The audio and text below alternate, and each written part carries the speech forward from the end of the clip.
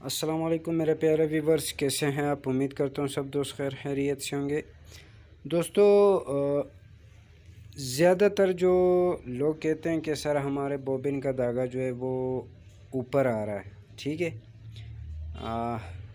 बहुत से बंदे कहते हैं कि ये मसला हमें ज़्यादा पेश आ रहा है, इसका सर क्या करें, क्या हल है इसका, क्या ये किस तरीके से जो है कम होगा कि ऊपर ना है, ठीक है। कल भी एक दोस्त ने जो है वो किया था इस पे, तो फिर मैंने जो उसको तरीका बताया तो उसके साथ तो ठीक हो जाता है, ठीक है, हो जाता है।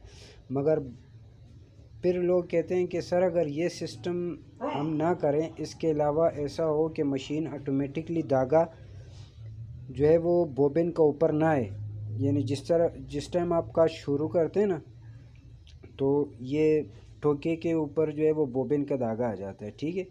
जैसे काज शुरू करते हैं तो वही स्टार्टिंग ठोके पे जो है वो बोबिन का धागा शुरू यानी ऊपर आ जाता है। तो दोस्त कहते हैं कि भाई अगर ये मसला मशीन से ही हल हो जाए कि हमें धागे को ना खींचना पड़े उंगली से, तो ये किस तरीके से होगा, ठीक है। तो आज मैं आप लोगों को ये बताना चाहता हूँ कि इसका बहुत आसान हल है।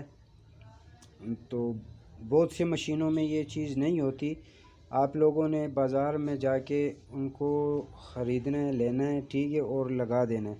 781 मशीनों में तो बाज़ औक़ात होती है, बाज़ औक़ात नहीं होती, ठीक है।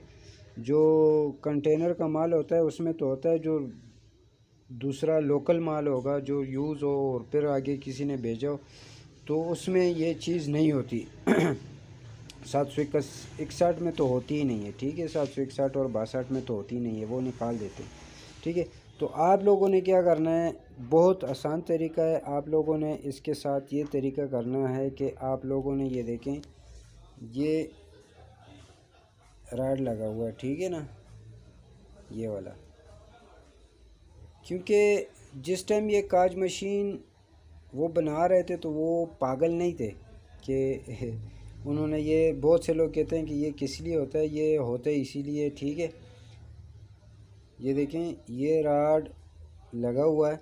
अब ये देखें इसका पोजीशन किस तरह है, काज अपने जो है वो जगह पे खड़ा हुआ है, ठीक है।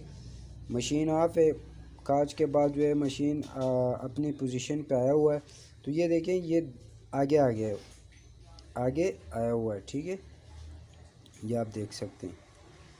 तो अगर मिसाल के तौर पे ये पीछे जाएगा तो इसने धागा तो अपनी की तरफ खींच लिया ना, ठीक है। तो धागा क्या हुआ, लूज़ हो गया है, धागा लूज़ हो गया। तो जब आप काज शुरू करेंगे तो ये बोबिन का जो धागा है वो फिर ऊपर नहीं आएगा। वैसे तो इसका दूसरा तरीका ये है, अगर आप ये नहीं यूज़ करते तो उंगली से धागे को लूज़ कर सकते हैं यहाँ से, ठीक है।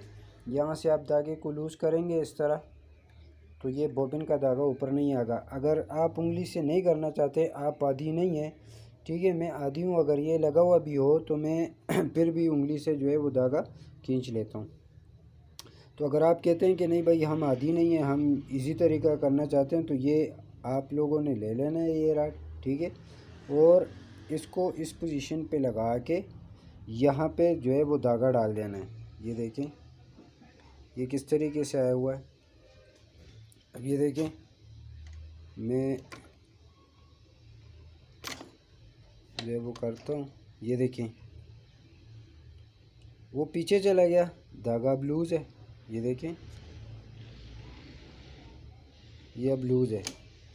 ये मैंने छोड़ दिया पैदान, तो ये फिर आके इसने धागे को फिर अपनी तरफ आगे की तरफ खींच लिया, ये देखें।